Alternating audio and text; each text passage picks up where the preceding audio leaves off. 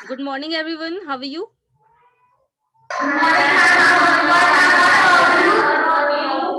I'm also fine. And today we are going to discuss about plains. तो planes हमारे लिए इसलिए भी इम्पोर्टेंट है क्योंकि मोस्टली जो हमारे इंडिया का जो पार्ट है वो प्लेन्स ही है। बहुत सारे लोग दैट मीन्स कि हमारे अर्थ में हमारे इंडिया में रहने वाली या अर्थ में जितने भी कंट्रीज हैं उसमें मोस्टली जो आबादी है मोस्टली जो पॉपुलेशन है वो कहाँ रहती है? प्लेन्स एरिया में ही। और वो इसलिए क्योंकि जो प्लेन्स एरिया है यहाँ पर खेती भी बहुत ज्यादा की जा सकती है। ह्यूमन सेटलमेंट के लिए भी बेटर है, यहाँ पर घर भी बनाए जा सकते हैं क्योंकि यहाँ की जमीन अप एंड डाउन ऊबड़ खाबड़ नहीं होती, पूरी लेवल में होती है, बराबर होती है। और यही कारण है कि जो प्लेन्स है वो बहुत ही ज्यादा इम्पोर्टेंट माने जाते हैं। ओके, चलिए तो अभी हमने पढ़ा था लास्ट क्लास में माउंटेन एंड प्लेट्यू के बारे में। तो हमने पढ़ा माउंटेन भी हमारे लिए इम्पोर्टेंट है, प्लेट्यू भी इम्पोर्टेंट है, लेकिन जो अब सबसे इम्पोर्टेंट चीज आती है वो है प्लेन्स। प्लेन्स क्यों इम्पोर्टेंट है हमारे लिए? फिलहाल ऐसा नहीं है कि सबसे ज्यादा इम्पोर्टेंट है, लेकिन इसलिए हम इम्पोर्टेंट इसलिए मानते हैं क्योंकि मोस्टली जो जानवर, जो पेड़ पौधे एंड जो ह्यूमन बींग्स की जो प्रजातियां पाई जाती है, जो उनकी स्पेशीज हैं, वो मेनली प्लेन्स में ही रहती हैं। चलिए तो हमें पढ़ना है प्लेन्स के बारे में। तो plains are large stretches of flat land. तो ये प्लेन क्या है? समतल भूमि वाला भाग, यानी कि ये पूरा प्लेन एरिया होता है। They are generally not more than 200 metres above mean sea level. तो इनकी जो मैक्सिमम हाइट है वो 200 मीटर तक हो सकती है सी लेवल से। तो मेनली जो प्लेन्स एरिया है वो समुद्र तल से 200 मीटर की ऊंचाई पर है, इससे ज्यादा किसी भी प्लेन्स की ऊंचाई नहीं है। अदर्स में बी स्लाइटली रोलिंग एंड अनडॉल्टिंग। कुछ ऐसे प्लेन्स हैं जो थोड़े से उबड़ खाबड़ हो सकते हैं, लेकिन मोस्टली जो प्लेन्स है वो पूरे कैसे हैं? फ्लैट।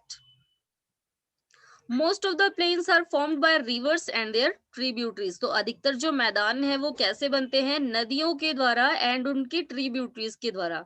कैसे बनते हैं? अभी अभी इसके लिए हमें फिर से फर्स्ट वाले पिक्चर में देखिए, हम चलते हैं तो मैं आपको समझाती हूँ कैसे बनते हैं मैदान। मोस्टली जो प्लेन्स हैं वो कैसे बनते हैं? ये देखिए, जब हमारी नदियां आती हैं बह करके, तो जब वो आती है ना तो अपने साथ मिट्टी वगैरह बहा करके लाती हैं, पत्थरों को काटते हुए आती हैं ऊपर से। तो जो पत्थर हैं वो छोटे छोटे टुकड़ों में बट गए थे।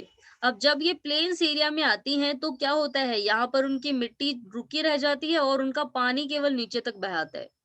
तो ये जो पूरा प्लेन है, यानी कि पूरा ये मैदान, प्लेन्स यानी मैदान, तो ये जो मैदान है ये किसके द्वारा बने हैं? नदियों के द्वारा। अब नदियों के द्वारा कैसे बने हैं? क्योंकि जो नदियां हैं वही अपने साथ मिट्टी बहा करके लाती जाती हैं, और प्लेन्स एरिया की जो मिट्टी है वो फर्टाइल होती है, उपजाऊ होती है। क्योंकि जब भी नदियां बहती हुई आती हैं या ट्रिब्यूटरीज बहती हैं तो क्या होता है, ये अपने साथ हर जगह की ऊपरी लेयर को, सबसे टॉप लेयर को बहाती हुई लाती हैं, और मिट्टी की टॉप लेयर बहुत ज्यादा फर्टाइल होती है। तो हमारे जो प्लेन्स हैं वो कैसे बने हैं?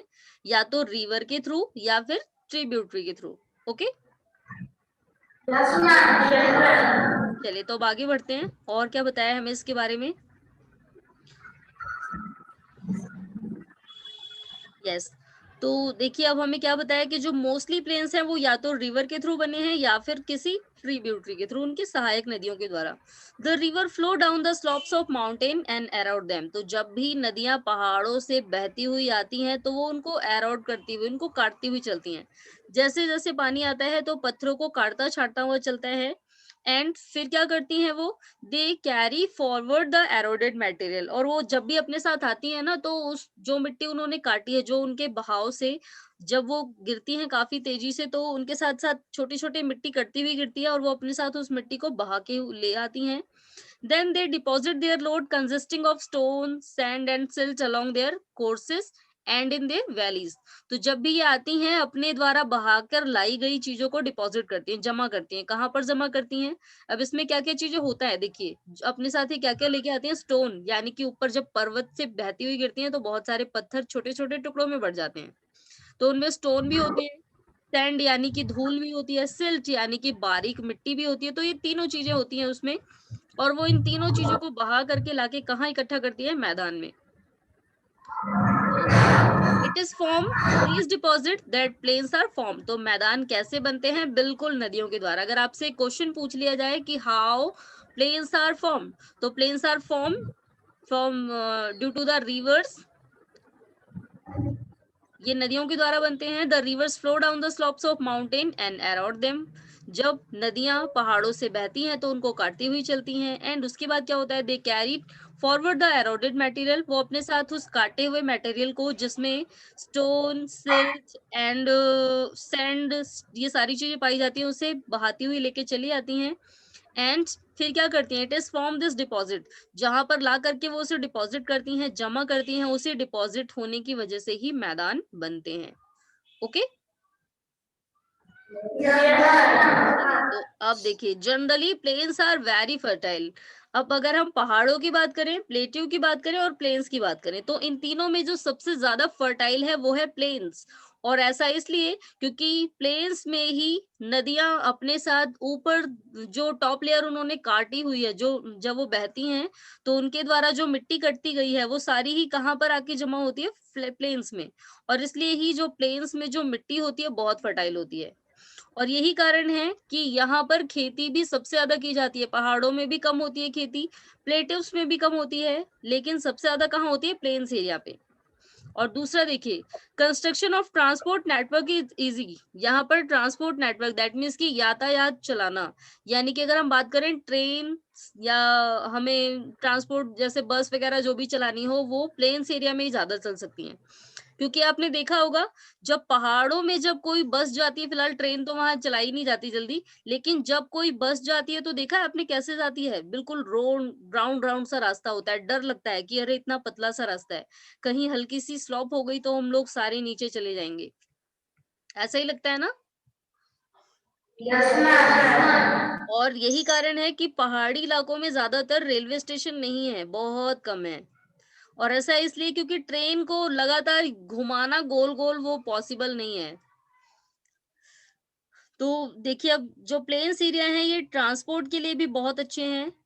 These plains are very thickly populated region of the world. और यही कारण है कि जो प्लेन्स एरिया हैं वो थिकली पॉपुलेटेड हैं, जनसंख्या बहुत है यहाँ पर। पूरी दुनिया की अगर हम बात करें तो पूरी दुनिया में जितने भी प्लेन्स पाए जाएंगे, किसी भी कंट्री में, किसी भी कंट्री का जो प्लेन एरिया रहेगा वहां पर बहुत ज्यादा जनसंख्या होगी। Some of the largest plains made by the rivers are found in Asia and North America. तो नदियों के द्वारा बनाए गए कुछ मैदान हैं, कहाँ पर, एशिया में और नॉर्थ अमेरिका में। For example, in Asia, these plains are formed by the Ganga and Brahmaputra in India and the Yangtze in China. तो ये देखिए, अब सबसे पहले हमें एशिया में बताया है, यहाँ जानी यानी कि जहां पर हमारा इंडिया है, हमारे इंडिया में। तो इंडिया में देखिए, गंगा और ब्रह्मपुत्र नदी के द्वारा बनाए गए मैदान हैं जो कि काफी दूर तक हैं, और उसके बहुत से एरिया में हम लोग रहते भी हैं। ओके दूसरा है चाइना का यंगटेज। तो चाइना में एक और मैदान है इसी टाइप का। तो ये यंगतेज नदी है चाइना में, इसके द्वारा भी मैदान बनाया गया है। हमें चाइना का और एशिया का दो जगह का एग्जांपल दिया है। तो plains are the most useful area from human habitation. अब अगर हम आवास की बात करें, यानी कि अपने रहन सहन की, अपने घर की, तो जो प्लेन्स एरिया है ये बहुत से लोगों को उनका हैबिट भी प्रोवाइड करते हैं, उनका आवास, हैबिटेशन।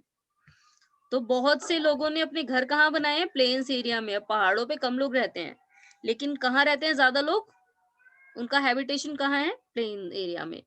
तो there is a great concentration of people as more flat land is available for building houses as well as for cultivation because of the fertile soil.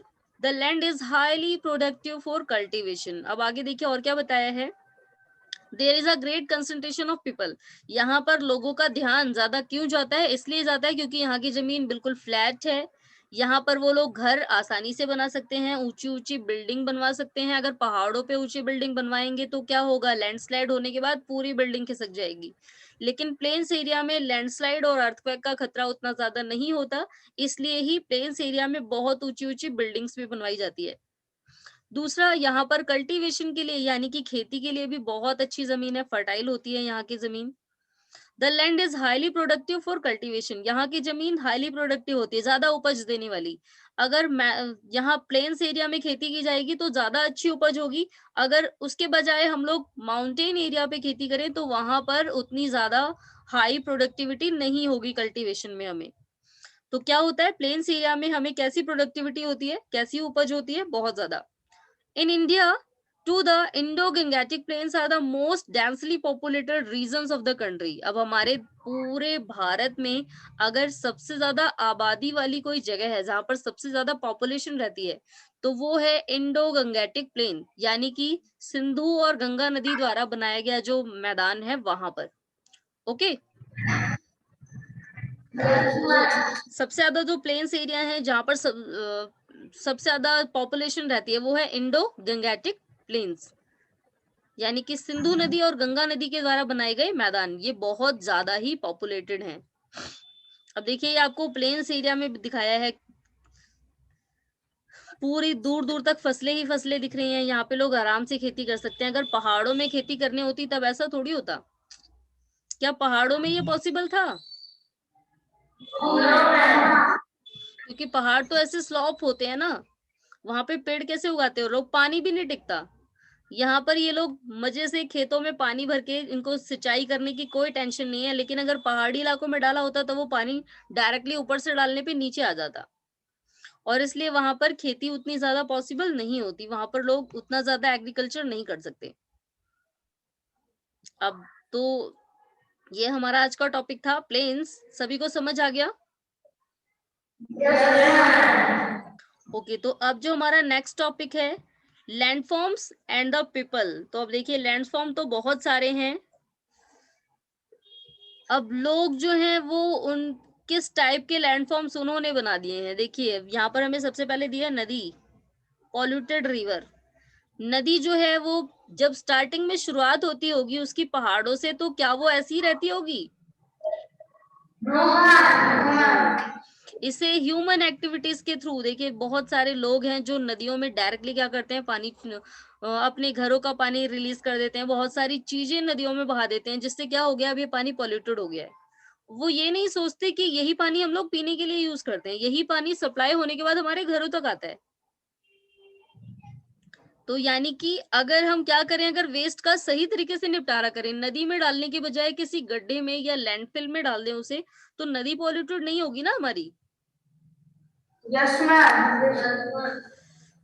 तो देखिए, अब लैंडफॉर्म एंड द पीपल, यहाँ पर क्या contact है दोनों के बीच में, तो humans have been living on different kinds of landforms in different ways. तो अभी हमने देखा है, देखिए ऊपर हमने 3 पैराग्राफ पढ़े, माउंटेन, प्लेटिव एंड प्लेन्स। तो हमने ये पढ़ा है कि तीनों ही जगह पर रहने वाले लोगों की लाइफ अलग अलग होगी। जैसे आपकी लाइफ साइकिल है, दैट मीन्स कि आप मॉर्निंग से लेके इवनिंग तक के जो काम करते हैं, एज क्या बिल्कुल यही रूटीन किसी हिल एरिया में रहने वाले बच्चे का भी होता होगा? नहीं, नहीं रहता होगा ना। आपको पता है वो बच्चे, उन बच्चों की इतनी ज्यादा, अभी हम एक एग्जांपल लेते हैं। देखिए, आप सभी वैष्णो देवी गए हैं ना घूमने? चलिए, कुछ बच्चे गए होंगे, कुछ तो गए हैं ना। अब देखिए, एक चीज मैं आपको बताती हूँ कि कैसे कहीं पर रहने वाले लोगों की लाइफ वहां से रिलेटेड हो जाती है। देखिए क्या होता है ना, जब वैष्णो देवी की चढ़ाई करते हैं लोग, क्या होता है, परेशान हो जाते हैं, थक जाते हैं, और लौटते टाइम तक हालत डाउन हो जाती है, ऐसे ही होता है ना। एंड जो वहां के लोग हैं, आपने देखा है कुछ लोग ऐसे हैं जो घोड़े पर बिठा करके लोगों को ले जाते हैं, देखा है? वो खुद नहीं बैठते हैं, पूरे दिन में 3 बार चक्कर लगाते होंगे उतनी दूर का। पहले लोगों को घोड़े पे बिठा के ऊपर तक ले जाते हैं, फिर ऊपर से नीचे तक लेके आते हैं, फिर दूसरा राउंड फिर करते हैं उसी दिन में। क्या वो लोग नहीं थकते? उन लोगों को इतना ज्यादा फील इसलिए नहीं होता क्योंकि उनकी हैबिट बन गई है, वो जहां पर रहते हैं ना उसी के अकॉर्डिंग अब वो खुद को ढाल चुके हैं। अगर हमसे कोई कहे तो हम लोग इस टाइप का काम करते नहीं, हम पहाड़ों पे कभी चले नहीं है, हमारी हैबिट नहीं है। अगर हम लोग भी वहां रहते होते तो हमें भी उतना ज्यादा फील नहीं होता। लेकिन क्या होता है ना, जिस एरिया में रहते हैं, हमारी वहां की ही अकॉर्डिंग हमारी हैबिट्स भी हो जाती है, आदतें भी हो जाती है। मैं फिलहाल एक बार गई थी किसी हिल स्टेशन, तो मैंने एक बच्चे को देखा था कि वो ऐसे स्लॉप माउंटेन पे धड़ाधड़ भागते हुए चढ़ रहा था, और मैंने जब देखा था नीचे की तरफ तो मुझे लग रहा था मैं गिर जाऊंगी अचानक से। लेकिन उस बच्चे को मैंने देखा, फिलहाल ज्यादा बड़ा नहीं था वो 4th या 5th स्टैंडर्ड का ही लग रहा था, हो सकता है पढ़ता भी ना हो। तो वो भागता हुआ ऐसे स्लॉप माउंटेन पे चढ़ा जा रहा था। फिलहाल उतरने में तो थोड़ा इजी लगता है, लेकिन वो चढ़ रहा था बहुत स्पीड में भागते हुए। तब मुझे लगा कि नहीं, जहां पर लोग रहते हैं ना उनकी हैबिट्स ही ऐसी हो जाती है। चलिए अब आगे बढ़ते हैं, तो और क्या बताया हमें, तो जहां पर हम लोग रहते हैं वहां पर रहने का तरीका अलग अलग होता है। दैट मीन्स जो हिल स्टेशन पे रहेगा उनका रहने का तरीका अलग होगा, जो प्लेन्स एरिया में है उनका तरीका अलग है। And life is difficult in mountain areas. कुछ भी बात करें हम, लेकिन जो पहाड़ों पे लोग रहते हैं ना उनकी लाइफ थोड़ी सी डिफिकल्ट है, क्योंकि खेती करना बहुत कठिन है। वो लोग बहुत ज्यादा हार्डवर्क करते हैं। पहले तो पहाड़ों को काट के सीढ़ी बनाते हैं, फिर खेती करते हैं उस पे। उसके बावजूद भी उनकी फसल उतनी ज्यादा नहीं होती, क्योंकि जब खेत सिंचाई करते हैं ना तो क्या होता है, पानी जो है वो नीचे चला जाता है। तो यानी कि माउंटेन एरिया में जो लाइफ है बहुत ही डिफिकल्ट है। वहां पर ठंड भी बहुत ज्यादा होती है, मोस्टली ठंडक ही रहती है हमेशा। अब प्लेन्स जो है, plains provide much better condition. Plains जो एरिया है, समतल इलाके, यहाँ की लाइफ कंडीशन बहुत ही बेटर है। It is easy to grow crops, यहाँ पर फसलें उगाना भी आसान है। बिल्ड अ हाउस और a road in a plain than a mountain. तो अगर हम माउंटेन की बात करें, माउंटेन में खेती करना भी कठिन है, घर बनाना भी कठिन है, और सड़कें बनाना तो और ज्यादा कठिन है। लेकिन प्लेन्स एरिया में खेती करना आसान है, सड़कें बनाना भी आसान है, और घर बनाना भी आसान है। Can you point out some differences in the ways people live on different kinds of landforms? तो क्या कर, देखिए क्या पूछा है, क्या आप लिस्ट बना सकते हैं हर जगह पर रहने वाले लोगों की लाइफ कैसी होगी? यानी कि एक जो माउंटेन पे रहता है उसकी लाइफ कैसी होगी, जो हिल एरियाज में रहता है उसकी लाइफ कैसी होगी, जो प्लेन्स एरिया में रहते हैं उनकी लाइफ कैसी होगी। आपको इन तीनों के बारे में डिफरेंट डिफरेंट बताना है। चलिए तो एक बार डिस्कस कर लेते हैं। सबसे पहले आपको बताना है कि जो लोग माउंटेन में रहते होगी, दैट मीन्स कि आप लोग इमेजिन करिए कि आप किसी माउंटेन एरिया में रहते हैं। स्टार्टिंग में सुबह मॉर्निंग से लेकर के नाइट में सोने तक आपका क्या काम होगा?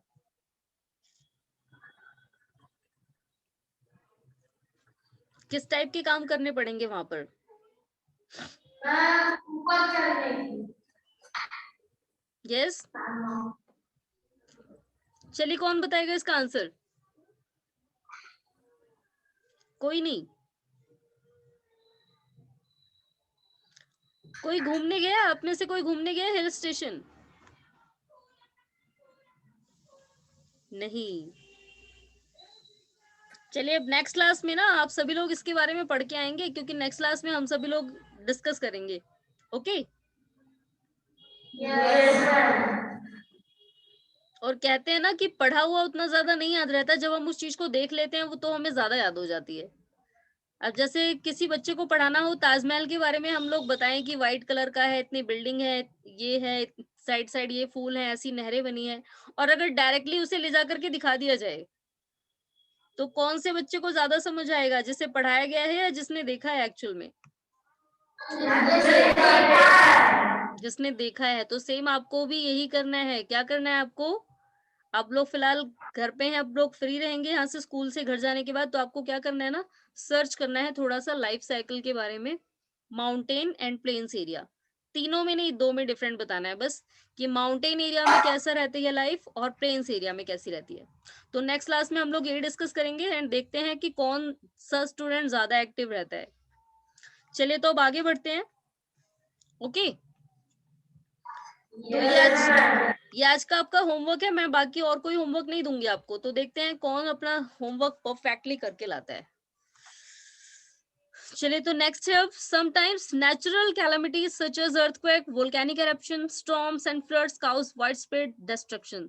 तो बहुत बार हम आए दिन सुनते हैं कि बहुत सारी प्राकृतिक आपदाएं आ जाती है, क्योंकि ये बता करके तो आती नहीं, अलर्ट नहीं करते हैं भगवान जी कि इस एरिया में भूकंप आएगा 2 दिन बाद, सभी लोग यहाँ से चले जाओ। तो ये अचानक से आती है।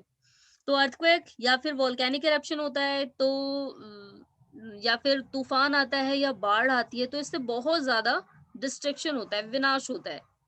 Huge loss of life property takes place, बहुत बड़ी मात्रा में जीवन का और जमीन का नुकसान होता है। बहुत सारी जमीन भी खराब हो जाती है, बहुत सारे लोगों की जान चली जाती है। By creative awareness about such incidences we may lower the risk. हम लोगों में अवेयरनेस बढ़ा करके, जागरूकता पैदा करके होने वाले खतरे को कम कर सकते हैं। खत्म तो नहीं कर सकते क्योंकि कोई भी ऐसा नहीं है जो भगवान जी से जाके लड़ ले। अगर अर्थक्वेक आने वाला हो तो कोई भी ऐसा पर्सन नहीं है जो जाके रोक लेगा, नहीं अर्थक्वेक नहीं आने देंगे हम। हम क्या कर सकते हैं, केवल होने वाले खतरे को कम कर सकते हैं। You may find out from your own surrounding in how many ways we use the land and water. अगर हम अपने आसपास देखें तो हम जान पाएंगे कि किस तरीके से हम जमीन को यूज कर रहे हैं, पानी को यूज कर रहे हैं। आसपास हम सभी खेती होते हुए देखते हैं, पानी का इस्तेमाल भी होता है उसमें। Quite often we use the land in wasteful manner. अब हम लोग यूज तो कर रहे हैं लेकिन बहुत तरीकों से इनका क्या हो रहा है, एक्सेसिव यूज। हम ज्यादा यूज कर रहे हैं, जितना नहीं करना चाहिए ना हम इन चीजों को वेस्ट भी कर रहे हैं। For example, construction house on a fertile land. अब देखिए बहुत से लोग क्या करते हैं, खेतों में घर बना लेते हैं, देखा होगा ना अपने गांव में। यानी कि जो जमीन बढ़िया थी जिसमें खेती की जा सकती थी वहां पर घर बना लिया। अरे ये भी तो कर सकते थे ना कि उसके बजाय किसी और जगह घर बना लेते। लेकिन क्या कर दिया, जमीन को खराब कर दिया। अब घर बनाने के बाद जो खेती लायक जमीन थी वो अच्छी नहीं रह गई। अब क्या हो गया, वो जमीन खराब हो गई। Similarly we throw garbage on land और in a water making them dirty. इसी और तरीके से क्या किया जाता है, कूड़े को या तो जमीन पे खुला फेंक देते हैं या तो पानी में डाल देते हैं। और बहुत चीज तो एक और नोटिस करने को मिलती है कि जब लोग जाते हैं ना गाड़ियों से सड़कों पे, तो वो चलती हुई गाड़ियों से फेंक देते हैं सामान को इधर उधर। ये नहीं सोचते कि ये हमारा ही देश है, हम इसे ही गंदा कर रहे हैं। करते हैं ना, आपने भी देखा होगा बहुत से लोगों को। लेकिन अगर अभी आप फिलहाल अब ये चीजें कम हुई है, हमारी गवर्नमेंट ने बहुत जगह लोग बैन लगाया है, लेकिन फिर भी लोगों की आदत नहीं सुधरी, वो शुरू से यही करते आ रहे हैं। फिलहाल हमारे इंडिया में चंडीगढ़ एक ऐसा स्टेट है जहां पर पॉल्यूशन नहीं फैलाने दिया जाता है, वहां पर फाइन चार्ज किया जाता है चंडीगढ़ में। और वहां पर और एरिया के अकॉर्डिंग जो आसपास का एरिया है ना वो देखने में बहुत सुंदर लगता है, क्योंकि वहां के लोग ज्यादा वहां पर पॉल्यूशन नहीं फैलाते हैं। चलिए तो देखिए क्या करते हैं लोग, गार्बेज को, कूड़े को डायरेक्टली या तो जमीन पे गिरा देते हैं या फिर पानी में डाल देते हैं। We should avoid using such important gift of nature in a careless manner.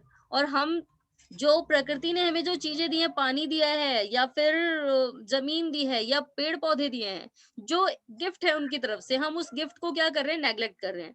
क्योंकि क्या हम उन चीजों की वैल्यू करते हैं ना जो हमें पैसे देने के बाद मिलती है, जो हमें अपने आप मिल गई है उस चीज की वैल्यू कम होती है। तो सेम ऐसा ही यहाँ पर भी लोग कर रहे हैं, जो नेचर द्वारा दिया गया गिफ्ट है उसको हम लोग केयरलेस तरीके से यूज कर रहे हैं।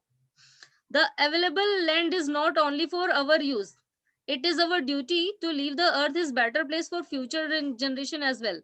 अब देखिए लोग क्या करते हैं, मैंने भी आपको बताया खेतों में घर बनाए जा रहे हैं, लोग पानी को गंदा कर रहे हैं। ये नहीं सोच रहे कि आगे हमारी जनरेशन भी तो आएगी, केवल हम ही लोगों को नहीं जीना है, हमारे आगे हमारी और पीढ़ी भी तो बढ़ेगी, हमारे बच्चे होंगे, उनके बच्चे होंगे, उनके बच्चे होंगे। तो हमें फ्यूचर जनरेशन के बारे में सोचना है, केवल ये नहीं कि हमने यूज कर लिया बस एंड।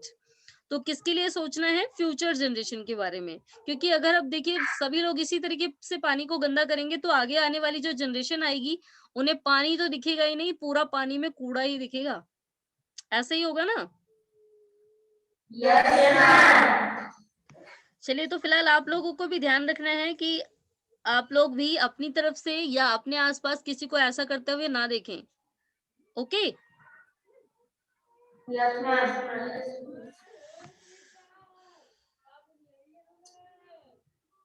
चलिए तो ये हमारा आज चैप्टर कंप्लीट हो चुका है। एक बार इसके बारे में पढ़ते हैं। साइट ये देखिए, हमें सब जगह के पिक्चर्स दिए हैं।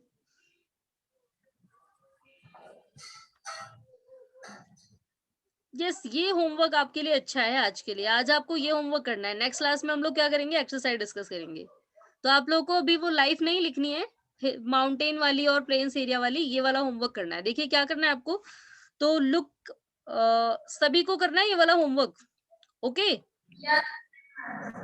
तो look carefully at photographs. 1 to 10 आपको फोटोग्राफ्स दी हुई है, आपको इन्हें देखना है and right 1 sentences about each of the photograph. Her photograph के बारे में आपको एक सेंटेंस लिखना है। सबसे पहले name the landform features shown in the photographs number 1 to 7, what appears to be the main use of this land? photograph number 9. तो अभी हम स्टार्ट करते हैं फोटोग्राफ नंबर 1 से. तो फोटोग्राफ नंबर 1 एंड 2 एंड 7 में आपको लैंड फीचर बताना है. तो ये क्या है हमारा?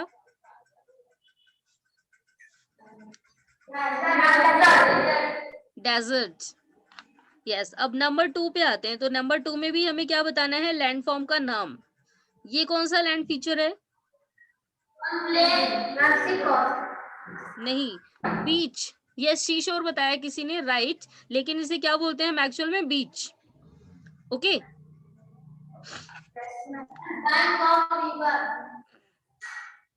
यस. अब हम आते हैं पिक्चर नंबर 7 पे. पिक्चर नंबर 7 का नाम बताने को बोला गया है. यस, 7. ये क्या है?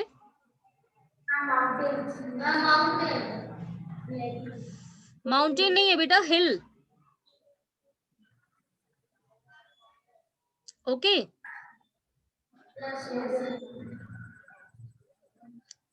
या आप इसमें माउंटेन रेंज लिख सकते हैं, पर्वत श्रृंखला हो सकती है ये.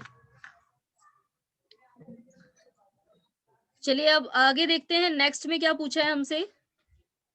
यस, थर्ड में what appears to be the main use of this land. Photograph number 9 देखना है और आपसे क्या पूछा गया है कि जमीन का इस्तेमाल किस चीज के लिए किया जा रहा है यहाँ पर सबसे ज्यादा. यस. तो आते हैं पिक्चर नंबर 9 पे. यस, ये रे पिक्चर दिख रही है ना सभी को? yes. तो यहाँ पर जमीन का यूज किस लिए किया जा रहा है?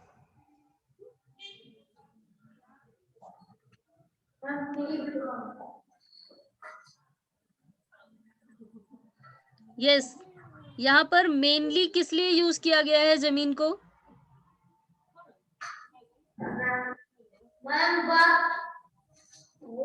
बर्फ तो गिर रही है यहाँ पर. यहाँ पर जमीन का सबसे ज्यादा यूज किस लिए है?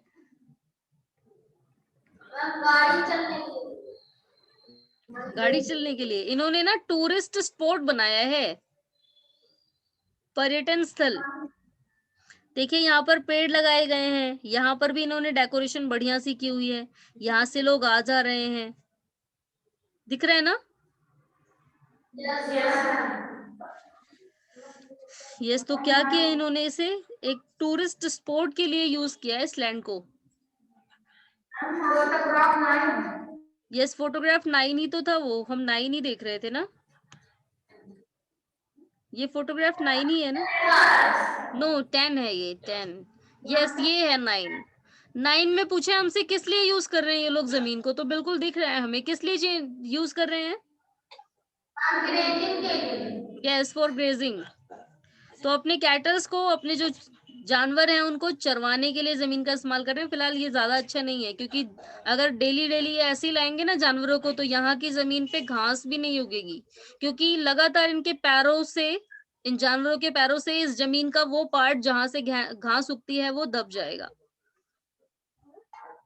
चलिए, तो यहाँ पर किस लिए यूज कर रहे हैं ये लोग? आप लोग 9 में आंसर लिखना है. किस लिए यूज कर रहे हैं? For grazing. ओके. अब आते हैं हम लोग नेक्स्ट. क्या पूछा है हमसे?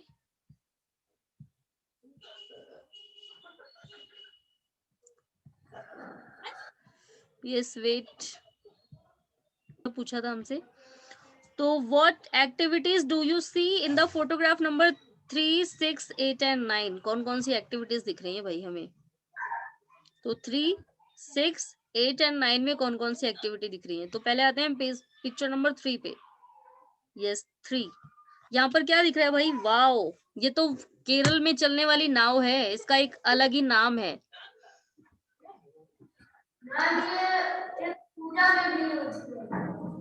यस, पूजा पे भी यूज किया जाता है. तो ये लोग क्या कर रहे हैं? बोटिंग कर रहे हैं, नाव चला रहे हैं ना.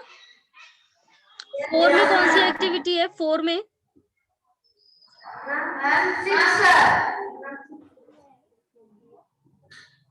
यस, 4 में कौन सी एक्टिविटी है? आवाज नहीं आ रही आप लोगों की क्लियर. यस, महक आप बताइए.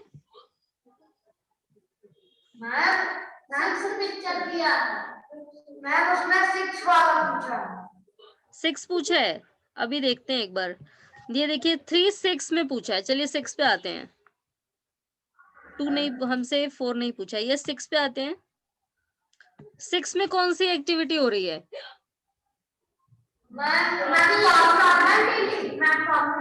प्लांटेशन।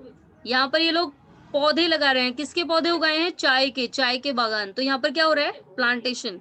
दूसरा कौन सा पूछा था? 8 पूछा था ना।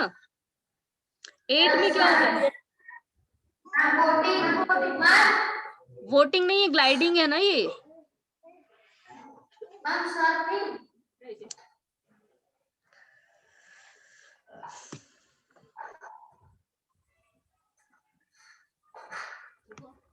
एंड नेक्स्ट क्या पूछा है 5 में?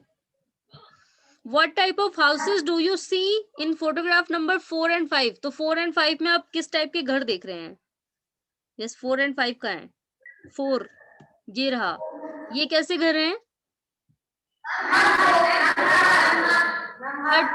हट वो भी वुडन हट, लकड़ी या बांस से बनी हुई झोपड़ी है।